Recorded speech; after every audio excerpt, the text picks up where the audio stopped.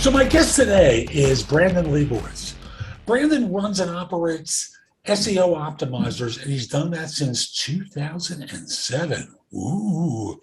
It's a digital marketing company that focuses on helping small and mid-sized businesses get more online traffic, which converts into clients, sales, leads, everything. Brandon, thanks for making time today. Thanks for having me on. So, folks, we're going to be talking about getting into SEO and digital marketing and all that sort of stuff today, because there are people who are interested in that kind of work. And I just thought Brandon would be a good person to talk with us about it. So what were you doing before you got into SEO and digital marketing back in the Stone Ages? Before I was doing digital marketing, I was in school or going to college for business marketing. Back in 2007 is when I got my degree. But before that, I was just working just random jobs here and there. Worked like Domino's and pick up sticks, doing deliveries, and had some internships, but didn't really fall into digital until 2000 or after I graduated from college. Got my degree, and first job that offered me a job was to do digital marketing and helping them out. And I didn't really know much about that and didn't plan to go into digital. I was just trying to get into marketing, and this one company said, we want you to do digital. And even though I didn't know much about it, they said, we're going to take like classes and workshops and kind of teach you along the way, which was interesting. But that's kind of how I just fell into it. But before that, just had a bunch of random jobs here and there. And in 2007, that was the days where it was still called internet marketing. Am I right about that? Mm-hmm. Yep, it was called internet marketing. Now it's digital, but back then was doing the internet marketing and helping them out with pretty much all aspects of their website, helping out with like email marketing, doing paid ads, doing social media, doing search engine optimization, doing like taking pictures of the products and writing product descriptions and kind of doing it all. And back then I just realized, I feel like everyone's gonna have a website in the future, and digital marketing or internet marketing, whatever you want to call it, back then was the future, and just kind of stuck with it and realized that SEO is a way to get free traffic. And that's really why I focused on SEO over the years. It's just, why spend money on Google ads when you could get up there for free organically? It's funny, back in those days, companies didn't really know what digital marketing was. They thought it was like clicks and like, how am I going to make money off of clicks? That seems silly. And they didn't really understand it, as I recall, because I worked for a guy who didn't understand it. And I was the one who was more in the vanguard at that firm. But so they hired you to do marketing, and you've obviously been doing this for quite some time.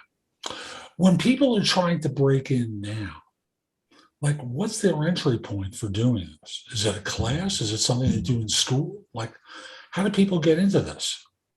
That one is kind of up to each individual, because there's not really, I mean, there might be schools now that teach digital marketing, but there really aren't. I know there's third-party schools like General Assembly is kind of like a place where you can learn about digital marketing, where I teach classes there, but it's not like an official college. So I'm not sure if colleges, I'm sure they are teaching it, but with digital, it just, the thing is, there is no constant. There's always change. Every single day, every single hour, every single minute, things are changing. So if you're reading a textbook or trying to teach a course on it, the stuff that you're teaching might be relevant, but a lot of it might be outdated just because there's so much change that's going on. So it's kind of tough. And I just recommend just like reading up on blogs, on forums, watching YouTube videos. You can join Facebook groups, seem to be pretty good, but just make sure whatever you're reading or watching is from like a couple of years ago. Like anything older than maybe 5 years, it still might be relevant and accurate, but it might have changed. And there's just so much change that it's best just to try to find stuff that's recent. Go to like events, networking events, if they have them. I know everything's a little weird right now, but trade shows, or just trying to get out there and just hear other people's perspectives, because the more you talk to other people about it, the better off you're going to be. If you're just watching stuff or just reading, but not trying to actually test and implement, you're not going to know what works and what doesn't work. And that's a big part, is really testing and seeing, does this work, or is this an outdated strategy that doesn't work anymore? That's interesting. So it's pretty much the Wild West in many respects. It's just a question of what someone will hire you to do. Yeah, for the most part, right now, it's just, there's nothing official yet, but we'll have to see. Schools are kind of realizing that they need to teach this, but it's so tough. Like they teach social media and they're only focused on Instagram and Facebook and they're missing out on TikTok. That's a huge audience right there. And it's tough to keep everything up to date with all the features that are being added or removed on these platforms and all the changes and things that are going on. So it's tough, especially with social changes all the time. Well, SEO too. I mean, Google's changing their algorithm every single day, but that's more behind the scenes that people don't really see it. But people see the changes that happens on social media where Instagram copies TikTok and it implements Reels. I think that was like a year or two ago. Instagram copied Snapchat with their stories. And there's all these things that are just constantly changing and new sites emerge and new sites kind of devolve where Facebook's kind of on the decline. It's still there, but it's not as popular as it used to be a few years ago. The demographic has aged out or is aging out and no one cares about them anymore. It's their parents' social network. Yeah. So within the area of digital marketing, there are subsets within it, areas of expertise that fall under digital marketing. Could you lay out some of them and then let's go a little bit deeper into what someone should know breaking into the field? Yep. So there's a bunch of different aspects. They could do social media is a really popular one, becoming a social media manager, whether you're posting on social media, you're scheduling content out on social media, you're creating the graphics and imagery or videos that are being shared on social, or you're running paid ads on social too. That's another way to go about it. I like the organic way, getting up there for free, just because why spend money on ads? The ads do work. It's just once you stop spending money on ads, you just disappear and you're gone. Whereas the organic, you stop doing the organic, you're still going to get that traction. You're still going to have that audience that you built up. Whereas the ads, you stop them, you're just gone. So those are pretty popular ones is social media. I'm trying to just learn how to post content, how to write good captions, being like a copywriter, write or create a good visualization video or good video or graphics. That also helps out. Mm-hmm. Another one would be you could do email marketing, become like an email marketer. That's also a lot of copywriting where you're trying to write good content or good subject lines to entice people to click on the email because there's so much spam that goes out. It's tough to get people to open the emails.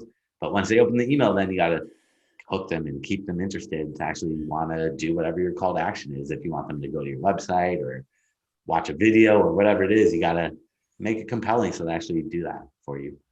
There's also running like paid ads on Google, like doing Google ads, which is a really big one. Google ads encompasses like Gmail, YouTube, Google Display Network, which is Google banner ads, which is pretty much Google partnered with every website on the internet that runs ads.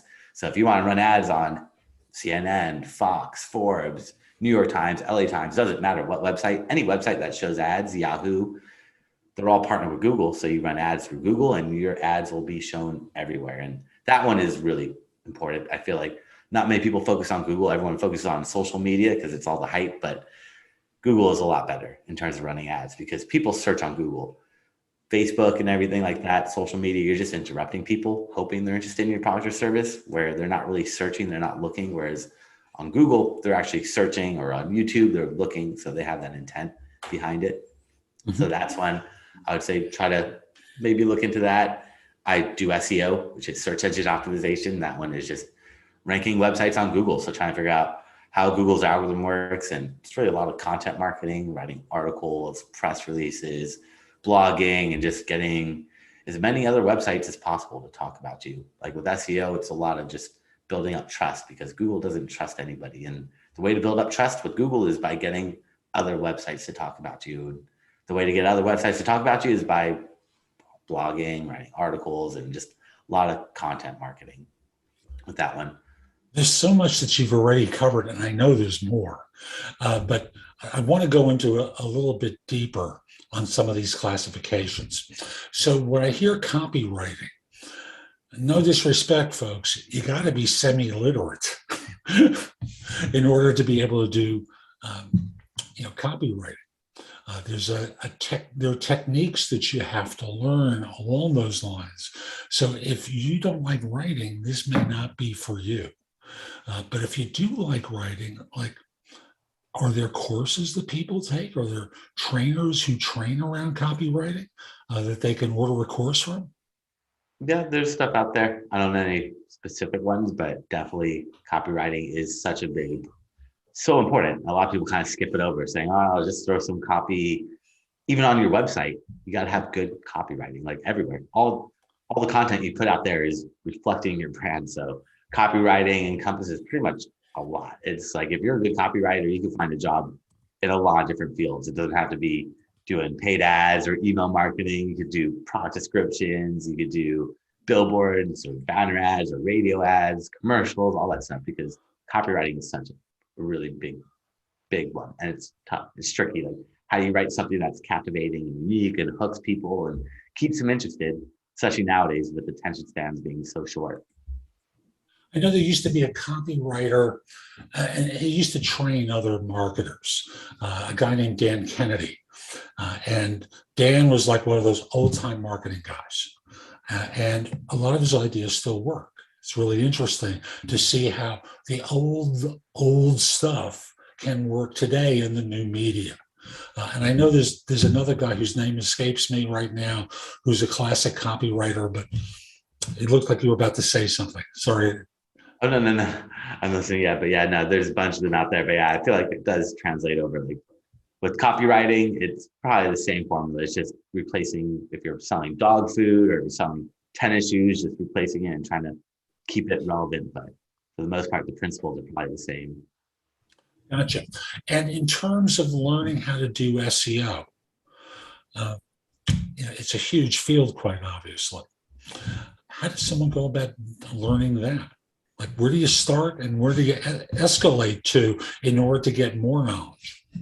The best way is just test it out yourself and go and create a website or buy a website if you can on WordPress or something and start testing and seeing what works, because you'll read up all these different strategies online, and that's the best way to learn is by reading, but you got to implement it. You can't just read, because if you're not taking action, you're not going to know if it's working or it's not working, because what people say, you can't trust what people say online. That's a big thing. It's like, just because somebody says this works or this doesn't work, it doesn't necessarily mean it's true. Like, somebody might say this doesn't work, but it might be their golden ticket that it's making them a ton of money. They don't want to say it works because they don't want people doing that strategy. So you never know until you really test. And that's the biggest thing, is a lot of people just read and read and read, and they never test or implement these strategies. And then they get hired at jobs, which they might know how to do it, but if they haven't tested, they might not know what the best strategy really is to implement. So that's the big thing, is it might seem a little overwhelming, but you could just buy a website really cheap or easily, or go on a Blogger, Blogspot, WordPress, all these different platforms, and create a website pretty easily and not have to spend any money building the website. It's free on all these platforms. And then you could start testing, putting keywords in the different areas and seeing, does that rank me? Do I drop down in rankings? Can I rank myself for my own name? That's a good one to kind of test out. Can I rank my name? Because there's not much competition there. And if you can rank your name, that's a good starting point. And then from there, you start ranking other variations of your name, or trying to incorporate different keywords that you might be wanting to promote. Like myself, I want to rank for like SEO company, SEO classes, SEO training. So maybe I start testing out, can I rank Brandon Leibowitz SEO classes, and start seeing if that starts ranking, and test it all out. But it's a lot of just trial and error. You mean if you read it on the internet, it might not be true? You never know. Unfortunately, Google can't filter out from what's real or not real. So Google is just an algorithm, and they are not that sophisticated yet. They're smart, but they need your help, and they can't tell the truth or not. I mean, they're trying to get better, especially with health. That's one that they're really careful with, like health and wellness. Like 5 years ago, they had this algorithm update. It's called like EAT, saying like, we want people with expertise, authority, and trust for health related stuff. We don't want just somebody writing, here's how you could lower your cholesterol, and it's just some random person blogging, because people unfortunately believe everything they read online. Not everybody, but a lot of people believe what they read. And if someone's just writing a blog post just to write it, and they're not expert in that field, and if people read it and take this help or take these recommendations as truth, and they're not truths, then that could be really bad. So Google is really careful about health and all that stuff. But everything else, it's kind of the wild, wild west with content right now. Google's not really able to pick it up or see what's viable yet. They're trying to, but it's a tricky one. And thus, are backlinks really the factor for them to determine authority, or what other ways is authority determined by Google in order to determine a site really knows what it's talking about? No, no, backlinks are a big part of it. So backlinks are other websites talking about you. So if you're reading an article on like the New York Times and it has a clickable link, and you click on that link and it takes you to my website, that would be me getting a backlink from the New York Times. So the more websites that talk about me or talk about you or whoever, the more trust Google's going to give you and the higher they're going to rank you. But also they'll look at like authorships, like with the health ones, they want to see like, who is this person? Like if you're a dentist and you're writing all these dental blog posts, they should have your dentist name appended to it, because then Google sees, okay, this dentist is writing all these blog posts. This dentist seems like he's an expert in this subject matter. That's where the EAT algorithm was. Expertise, making sure that you're an expert. Authority, making sure that you've been published on different websites. And trust is just seeing that all that comes together. So that is a big part nowadays. But Google just has so many variables that look in their algorithm. But a big part really is the backlinks. The backlinks are how Google started back in the day, and still to this day, it's all based off backlinks. It's changed a lot as they look at them, but it's still primarily based off those backlinks. And excuse me for diving one more question in. For someone looking at a career relating to backlinks, it would seem like that's probably going to be a job that exists offshore rather than domestic US, that it's something that someone could be paid a commodity price for. Am I wrong about that? Some of it is a little tedious, but that used to be true in the past. But nowadays, Google changes their algorithm all the time. And in 2011, they had a big algorithm update that really looks at the backlinks and says, we don't care about the number of backlinks, we care about the quality of these backlinks. So in the past, before 2011, if I had 100 backlinks and you had 101 backlinks, you would rank higher than me. But now Google's like, we want to make sure they're good quality backlinks. And a quality backlink means it comes from a relevant website, an authoritative website. So if I'm like, let's go back to like a doctor. If you're a doctor and you're getting a backlink from a mechanic or an auto body shop, that's going to look a little weird. Like, why is an auto body shop linking to this mechanic? That's going to throw Google off. So Google wants to see like WebMD is linking to you, or Wikipedia and stuff like that, or Yelp, MapQuest, Google Maps, Yellow Page, all these things. Then Google's like, okay, we trust you a little bit more. But some of it could be outsourced, but you have to be very careful, because when they do it like that, they aren't building the highest quality backlinks. And if they build the wrong backlinks, instead of ranking higher, you actually drop down, which is the last thing we want to happen. It looks like garbage to Google. Yeah. So back to the idea of careers in, excuse my digression there, folks. Other careers that exist within digital marketing and how to break into them. Could you repeat some of the first ones that you mentioned to the best of your ability?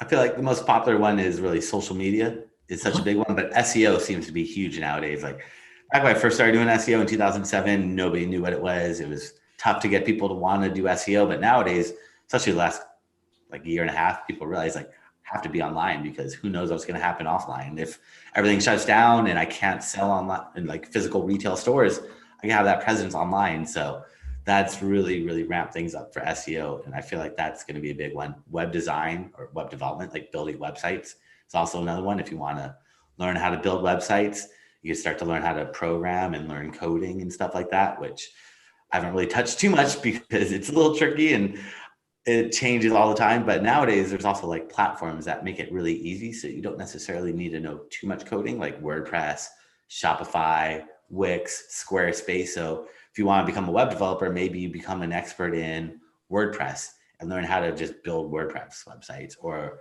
you become an expert in Shopify. And those two are the bigger platforms out there. WordPress and Shopify are like the really, really popular ones. So if you're trying to be a web developer, definitely learn coding. You have to learn like HTML and PHP, maybe JavaScript. Again, I'm not an expert in this area with the coding, so I'm not sure what coding languages you would necessarily need to know. It just depends on what you're trying to do, or even building apps. That one's really popular, like being an app developer. A lot of people want apps on their cell phones. So if you could create apps, that's great. That also requires coding. I'm not sure what programming languages. I know there's a few different ones that you can learn to build apps. So that might be something that people want to look at, but those are probably the bigger ones. Like email marketing, it's not that popular because not many people really talk about it, but email is the most powerful tool for business owners. If you have a business, you need to do email marketing because look how much spam you get every single day. Email works. Email is the most powerful form of marketing. Not many people talk about it because it's just so powerful. They don't want to tell you how good it is. It's tough to build an email list, but if you can somehow start capturing people's emails, that is going to be the most powerful tool you have for marketing. So the classic way of capturing an address is the notion of give something free to someone, of course, that has perceived value. They get added onto the list, and then you're messaging them regularly because there's I'm using a vague term there, but there's regular marketing to them around products, services, additional information, so that this way they get to know, like, trust, respect, and want to buy from you. True? Yep, that is pretty much sums it all up. You got to offer something of value. You can't just have a pop-up saying, subscribe to my newsletter. Nobody's going to subscribe to your newsletter. They don't care about your newsletter. They want to get something for free. So if you're an e-commerce website selling a product, you could say, I'll give you 20% off or 10% off your first purchase if you give me your email address, which a lot of e-commerce ones do. That one's easy if you're an e-commerce website.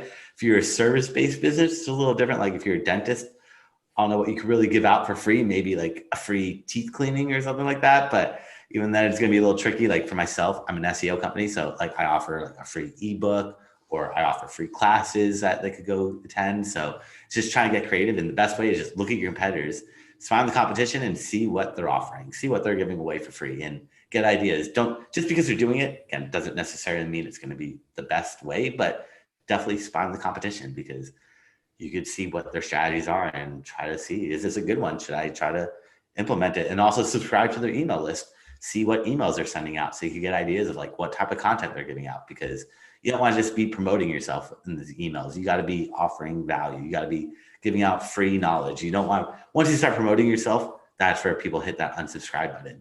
If you're giving out free content, free value, they're going to want to stay subscribed. If you're a dentist and you got like 7 tips to keep your teeth whiter at home, people are going to be like, okay, this is great, versus here's why I'm the best dentist. Nobody cares about that. So got to add value. The classic one with SEO is the SEO audit. Every day, there are 3 in my inbox when I come in the morning. Hey, we'll give you a free SEO audit, because there's a service that everyone buys from that delivers that for them. It takes no time, but they try to create value out of something they're already paying for. But so SEO is a huge area. Copywriting, not so good. Let me restate that. Copywriting is important, but it seems to be a subset of for other things. Yeah. Thank you. You gave me the look that said, not quite. It's so good. It's a good one to learn, but it's tough to go specifically into copywriting. But copywriting just falls under pretty much all services because people want good copywriters. If you're a good copywriter, people will definitely want to hire you because you're going to add a lot of value. And then there's web design, which I know is not your expertise, but you mentioned developing WordPress sites, developing Shopify services. And Shopify, I tend to think is a shopping framework, a shopping store for people to sell product and services. If someone were trying to sell stuff on Etsy, where does that fall in? Etsy or other platforms? Is it part of the social media landscape? Like, how does that fit in? That one kind of falls under maybe social and SEO, because what's happening is like you're renting space, like on Etsy or eBay, all these platforms or sites, like you don't own it. Etsy owns it. You're just listing it there for, we're going to take a fee out of it, or they might charge you a fee. I'm not sure how Etsy charges, but you're just renting space off of them. And you really want to own everything. Like even social media, like if you're a business owner, you're just renting space off Facebook and Instagram and YouTube and Pinterest and all these platforms. Your website is what you have full control over. So you really want to own, like have a website. I always tell people have a website because you never know what's going to happen. Like Etsy might disappear in a few years. And if you just focused all on Etsy and you're getting a ton of traffic on Etsy, but then Etsy shuts down, you don't have anything else now, you're gonna just be like, I gotta start all over again. So you gotta own everything and really take ownership and have a website. That's where you get that full control. But Etsy is a good place for crafting and like stuff like that, where it has a huge audience there. So I would sell it on your website, but also put it on Etsy as well. And that's where you could like do some SEO on your Etsy store, where you could put like keywords in different places to try to optimize it and things like that. So you could do SEO on Etsy. Cool. So we've got, and I know I'm going to miss one or two along the way. So, remind me of some of the pointers here. So we've covered SEO, copywriting, websites. What am I missing that we should talk about how people can break into the field that would have value for them?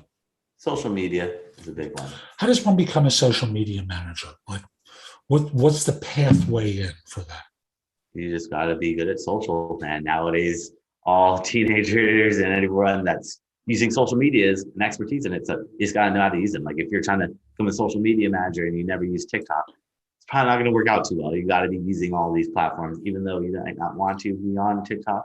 You need to know how to use these platforms. So first thing is you got to create an account on all these platforms and play with them and test them out and see how you post on each one. Each one's going to be slightly different in terms of like the length that you can post, is it vertical or horizontal, the imagery or the videos? Is it going to be, there's a lot of different things in it. So you got to know how to post on it, how to write captions on Instagram versus Twitter. You're limited to how much space you have versus TikTok and all the other platforms. So it's really just jumping in all these platforms and just playing around and start testing out strategies and seeing if you can build up an audience on them. So maybe you're passionate about whatever it is, like you might be passionate about soccer, make a soccer page and see if you can build up an audience. And then if you build up an audience, you can start reaching out to these companies and say, hey, I want to be a social media manager. Look, I've built up these platforms. These are my pages. I'm active on them. And that's pretty much a resume right there. Portfolio is showing them what you've worked on in the past. So don't just try to jump in it without actually playing around with these platforms and joining all these platforms. That's probably the biggest piece of it. Gotcha. Now I'm going to digress into something else just for the heck of it. And let's see if I get a smile on your face or if you start rolling your eyes, okay? And it's the idea of, for those folks who have LinkedIn profiles and they want to SEO their profile to get attention, could you point to a couple of things that they should be doing to SEO their profile? Yeah, so with LinkedIn, it's pretty much the same. Like it's like you have your own website. So LinkedIn, you could put keywords in different places to help LinkedIn find you, or people searching on LinkedIn find you better. So making sure that when you write in your resume, write really descriptive and like keyword rich kind of things that you've done. So don't just say like, I worked here for 7 years and I was managing their website, and say like what specific tasks you were doing, like get really granular and detailed, because people search. And if you don't have those keywords on your resume or on that page, they're not going to find you. But if you have those words, if you just mention it once, the word SEO, it will trigger LinkedIn's algorithm for someone searching for SEO to potentially show you. It might not be at the top, but you'll definitely show up in there. So making sure you fill it out. And the more content you put, the better. Like we were talking about copywriting, you got to put that content there. So you don't have to be a good copywriter, but you just have to add a lot of content and just be descriptive. Don't hold back. More is better in terms of text, because that's how they all feed off, is text. They need content on these platforms: Facebook, Google, Instagram, LinkedIn, Twitter. They all need text. They can't really read images or videos yet. So the more content you put, the better. Getting recommendations is also really helpful. If you get like past employers or coworkers to write recommendations for you, that really helps out, or get people to recommend you for all these different like subject matter topics. Having them, that's really, I think those things would be the most helpful. And having a good title on your LinkedIn. So don't just put like your name, but like put something interesting, or like, again, copywriting. Like I put on mine, like get more traffic and sales without spending money on ads to your website. So something like that, where you're like keeping them hooked. Like, okay, how can this person help me out? To draw people to you. This is fun. What haven't we covered yet that we really should? The main thing is just being patient with all this stuff with digital marketing. Like if you're building up like these platforms or building out a social media platform or social media page or building a website, it's going to take time to get these rankings or to get traction. So I would say start sooner than later, because if you're trying to transition careers, it does help out to have a little portfolio of stuff that you've worked on in the past to show potential employers or whatever it may be. Or if you want to do freelance work, you could do freelance work as well. And you try to pick up clients here and there, so you don't have to necessarily work at a full-time job, but you could just go to different restaurants or stores nearby, local places, and kind of pitch your services to them. Of course, they're going to want to say, like, see what you've done in the past. That's why showing them, like, here's a social media page I've done. Here's a website that I've ranked. It helps build that trust up, that they know that you know what you're doing to build that up. But there's a lot of different routes you could go. You don't necessarily have to work full-time at a company. You could just do this freelance, which that's the thing that I really liked about digital, is you work full-time and pick up clients here and there. And eventually you could try to make this a full-time job doing the freelance work. Instead of working a full-time job, you make your own job or make your own company out of it. Cool.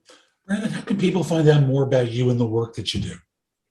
So for everyone that's listening or watching, I created a special gift for them.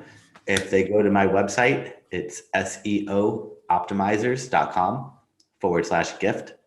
They can find that there. That's seooptimizers.com/gift. And you'll notice, folks, he's got something of value there for you. So go sign up. You'll learn a lot from him. Brandon, thank you. And folks, we'll be back soon with more. I'm Jeff Altman. Hope you enjoyed today's interview. If you did and you're watching on YouTube, share it, leave a comment, do something that lets people know it was worthwhile. And visit my website, thebiggamehunter.us, where I've got a ton on the blog that'll help you with job search, hiring more effectively, management, leadership, and more. And while you're at the site, you can find out about my courses that you can purchase or rent, my books and guides. There's just a lot there that'll help you professionally. Also, connect with me on LinkedIn at linkedin.com/IN/thebiggamehunter. Have a terrific day, and most importantly, be great. Take care.